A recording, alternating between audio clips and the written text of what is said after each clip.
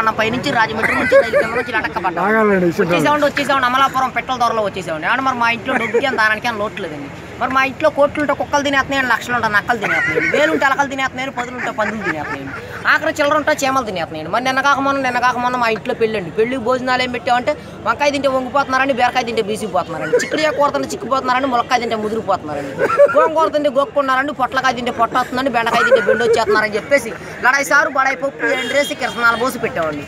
చిన్నకిద్దరు బాగానే ఉన్నారండి, ముగ్గురేళ్ళు మంచానికి కరుచుకున్నారండి. ఏమన్నా మరి మా ఇంట్లో ఏపరాలు దెబ్బలాడుకుంటే నాపరాలు బయలుపోతున్నాయండి. మరి మా ఇంట్లో మొగుడు పిల్లల్ని దెబ్బలాడుకుంటే వానొచ్చి వరద కురిసి వరదలో పడి జనం అంతా కొట్టుకుపోతుంటే మీరు ఇచ్చే 10-20 కాగితాలతో పడవలు చేసి వాళ్ళందరినీ ఒడ్డు చేస్తున్నామండి. మరి మా ఇంట్లో కేజీ బంగారం ఉంటే కుక్క నాకిందని చెప్పి చెత్త కుప్పలో పడేసామండి, కోడి పిల్లలు నోకల్లాకెట్ట వచ్చామండి. మీరు 10-20 ఇస్తే పోతా కాకినాడ వెళ్ళి కాపీ తాగి మీ అందరి పేర్లు అక్షరాలు లేకుండా ఈనాడు పేపర్లో ఇచ్చేస్తాం.